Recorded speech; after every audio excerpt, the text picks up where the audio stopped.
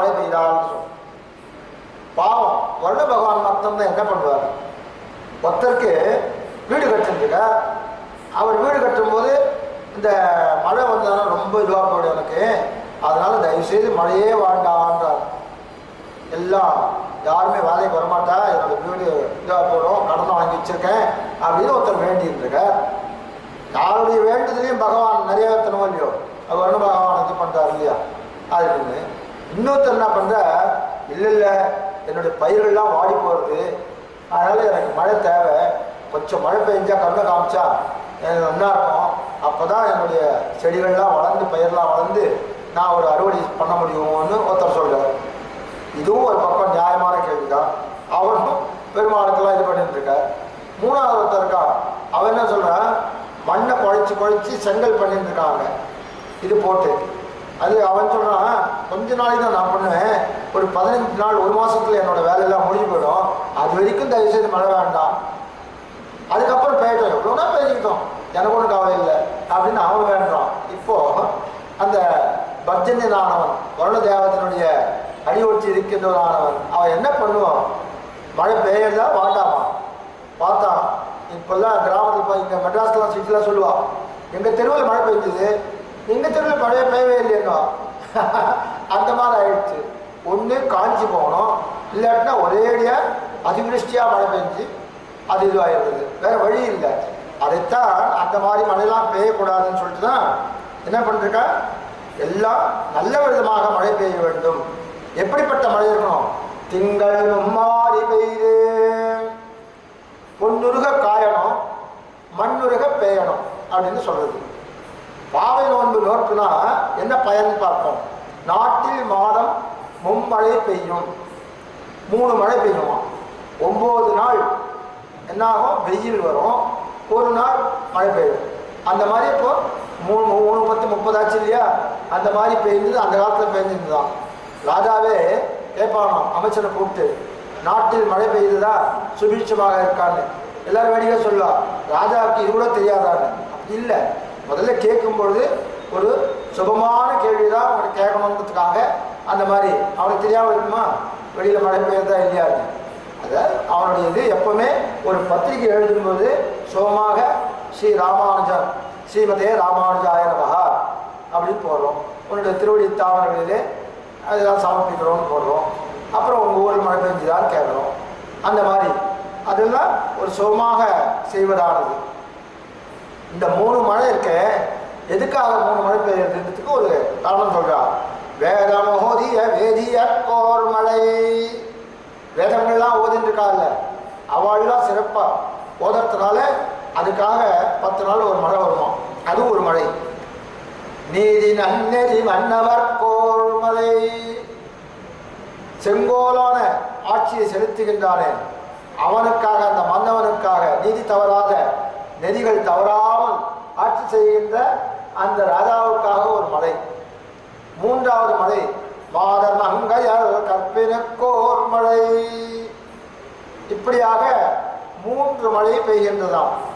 இதனுடைய மழைன்னு சொல்லிட்டோம். சுவாபதேசார்த்தம் உள்ளுரை பொருள் பார்க்கணும். மழை பெய்கையாவது ஆச்சாரியர்களின் ஸ்ரீசுக்தி பாவமே, ஸ்ரீசுக்தி வருஷமே, வருஷம்னா மழை அப்படின்னு. ஆச்சாரிய சிஷ்யர் விஷயமாக இதை பார்த்தோம்னா, முதலிலே செவியிலே திருமந்திரார்த்தத்தை உபதேசிக்கை. ஆச்சாரியன் என்ன பண்ணுவார், சிஷ்யனை கூப்பிட்டு அவனுக்கு அவனுடைய வலது செவியிலே திருமந்திரத்தை உபதேசிப்பார், பஞ்ச சம்ஸ்காரம் பண்ணும்போதெல்லாம்.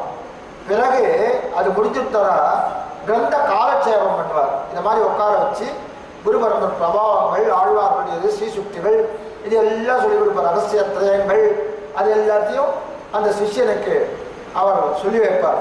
அது சாதிக்கை, காலட்சேபம் சாதிக்கை. அதன் பிறகு சிந்தனை செய்விக்கை. அவனை விட்டுறது, அவனே ரிசர்ச் பண்ணுவான். முதல்ல ஒரு யூனிவர்சிட்டிக்கு போனோம்னா வைஷ்ணவிசம்னு ஒரு டிபார்ட்மெண்ட் இருக்குது. அந்த வைஷ்ணவிசத்தில் போஸ்ட் கிராஜுவேட்டுக்கு போய் சேரலாம். டிகிரி இருக்குது, அண்டர் கிராஜுவேட்டே இருக்குது. அதில் போனோடனே பிஏ வைஷ்ணவிசம் 3 வருஷம் படிக்கலாம். அடுத்தது எம்ஏ வைஷ்ணவிசம் 2 வருஷம் படிக்கலாம். அதையும் தேர்ச்சி தான். தேர்ச்சி பெற்றவுடன் உடனே என்ன பண்ணுறான், எம்ஃபில்னு ஒன்று பண்ணுறான், மாஸ்டர் ஆஃப் ஃபிலாசபி. அது பண்ணிவிட்டு உடனே ரிசர்ச் பண்ணுறேன்றான். ஏதாவது ஒரு டாபிக் எடுத்துட்டு அவனுடைய சிந்தனையை ஓட்டி இது வருஷம் எத்தனை வருஷம் அவன் படித்தானோ அதெல்லாம் தன்னுடைய சிந்தனையில் கொண்டு வந்து அவன் ஒரு தீசிஸ் சப்மிட் பண்ணி டாக்டரேட்னு ஒரு பட்டத்தை வாங்குறான், முனைவர்ன்ற ஒரு பட்டத்தை வாங்குறான் இல்லையா. அந்த மாதிரி சிந்தனை செய்விக்கை இந்த இதுதான். இப்படிப்பட்டதான 3 மும்மாறி. இன்னொன்று கூட இருக்கு, வேற ஒன்று இருக்கு. அதாவது அறிய வேண்டிய விஷயங்கள் 3 ஒன்று இருக்கு. என்னன்னு நான் பார்க்கலாமா? ரகசியத்ரயம், தத்துவத்ரயம், ஆகாரத்ரயம், ஷட்கத்ரயம், தத்துவஹித புருஷார்த்தத்ரயம், பிரஸ்தானத்ரயம். இதெல்லாம் அறிய வேண்டிய 3 அப்படின்னு அதில் சொல்லியிருக்கு. அடுத்ததாக திங்கள் மும்மாரின்னு சொல்லுவாங்க. மும்மாரி பெய்யுன்னு சொன்ன திங்கள் மும்மாரி அப்படின்னா மாசத்துக்குன்னு ஒரு அர்த்தம் ஆகுது. இன்னொரு அர்த்தம் கூட இருக்கு. எப்படின்னா திங்கள்னு சந்திரனுக்கு பேரு. சந்திரன் போன்று மிக குளிர்ந்த அர்த்தங்களை சொன்னபடி இந்த ஆச்சாரியர்கள் அர்த்தங்களை சொல்கிறார்களே அது போன்று அப்படின்னு ஒரு அர்த்தமாகும். வேதத்திலே என்ன சொல்லிருக்கு?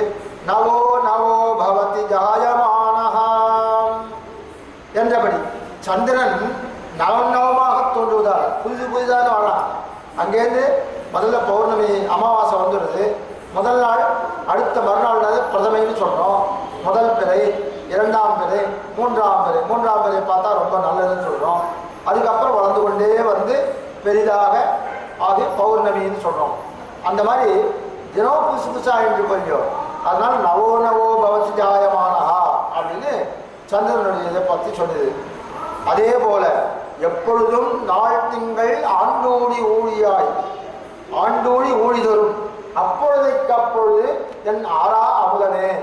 கும்பகோணம் பெருமாள் இருக்கார்களே ஆறாம் அமுதன், அவரை பாடுகிறார். அந்த மாதிரி ஆழ்வார்கள் பாடுகிறார்கள். அர்த்த விசேஷங்களை ஆச்சாரியர்கள் அப்படியே வர்ஷிக்கையார். அதை பற்றி சொல்றதுன்னு அர்த்தமாகும். மற்றொரு மும்மாரி கூட இருக்கு. சம்ஸ்கிருத வேதாந்த பொருள்னு இருக்கு, திராவிட வேதாந்த பொருள்னு நம்முடைய அருளிச்சல் எல்லாம் இருக்கு. தமிழ் திருப்பாவை தமிழில் இருக்கு, அது திராவிட வேதாந்தம்னு பேர். அந்த பொருள்கள் மற்றும் இதிகாச புராணாதி உப பிரம்ம கிரந்தங்கள் அதெல்லாம் இருக்கு. இது 3 இருக்கு. இந்த 3த்துக்கு கூட 3 வகை பொருளையும் வர்ஷிக்கை. இதையும் நல்லா தெரிஞ்சுக்கணும். இதுவும் அதிகமாக போட்டது, திராவிட வேதமும் அதிகமாக போட்டது. அப்புறம் இதிகாச புராணங்களுடைய உபனிஷத்துக்குள்ளேருந்து வரதெல்லாம் அதெல்லாம் சேர்த்து ஒரு மழையாக போகின்றது. அந்த சிஷ்யனானவன் செழித்து வளர்கிறான்னு அர்த்தமாகும்.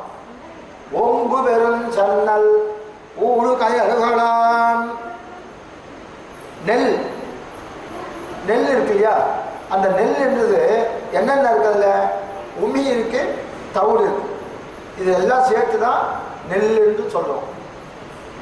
அதை அரிசின்னு சொல்றோம். உள்ளுக்குள்ள இருக்கிறத அரிசின்னு சொல்றோம். இப்போ இப்படி பார்ப்போம்.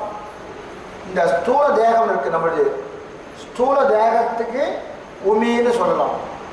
அதே மாதிரி உள்ளுக்குள்ள சூக்ஷ்ம தேகம்னு ஒன்று இருக்கு இல்லையா, ஆத்மான்ற சூக்ஷ்ம தேகம் இருக்கு இல்லையா, அந்த தேகத்தை தவிடுன்னு சொல்றோம். இது ரெண்டும் சேர்ந்து தான் ஜீவாத்மான்னு சொல்றோம். அந்த ஆத்மா தான் அரிசி மாதிரி, அதில் இருக்க ஆத்மா அரிசியாக இருக்கின்றது அப்படின்னு சொல்றாங்க. சரி, இந்த ஸ்தூல சூக்ஷ்மம் இங்கே விழுந்துடுறது. அதாவது ஒரு நாள் மரணமாகும் இல்லையா, அப்படி திருநாட்டிற்கு எழுந்தடைகிறார். இந்த சரீரமானது ஆத்மாவானது கிளம்புகிறது, சரீரத்தை விட்டு உடலை விட்டுட்டு. அப்போ அது வைகுந்தம் புகுங்காலத்திலே அகமன் நாம் அகமன் நாம் அகமன் நம் என்று சொல்லுகிறவன் இவ் ஆத்மா. என்ன ஆகுது? மரணமானால் பின்ன பிரான் இந்த ஜீவாத்மாவுக்கு வைகுந்தத்தை கொடுக்கிறான்னு நேற்று கூட பார்த்தோம். மரணமானால் வைகுந்தம் கொடுக்கும் பிரான் அப்படின்னு பார்த்தோம். இந்த ஸ்தூல சூஷ்மத்தை இந்த பூலகத்திலே கழித்து விடுகிறான். சூஷ்ம தேகத்தை விரஜா நதின்னு இருக்கு. இந்த வைகுந்தம் போற வழியில விரஜா நதி இருக்கு. இந்த விரஜையிலே தீர்த்தாமாடி விட்டுட்டு தான் அங்க வைகுந்தம் போக முடியும். அப்படி விரஜை ஆற்றிலே அங்கே அந்த இதுவும் கழிஞ்சு போகுது, சூக்ஷ்ம தேகமும் கழிஞ்சு போடுது. அப்புறம் என்ன தோன்றுது?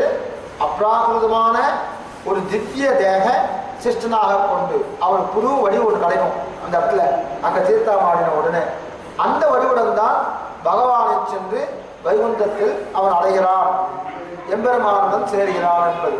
அந்த இடத்துல அன்னமாகிறான். அன்னம் அன்னம் அன்னம் சொல்லிட்டு அகமன்னம் அகமன்னம் அங்கே போய் அன்னமாகிறான். இப்பூலகத்தில்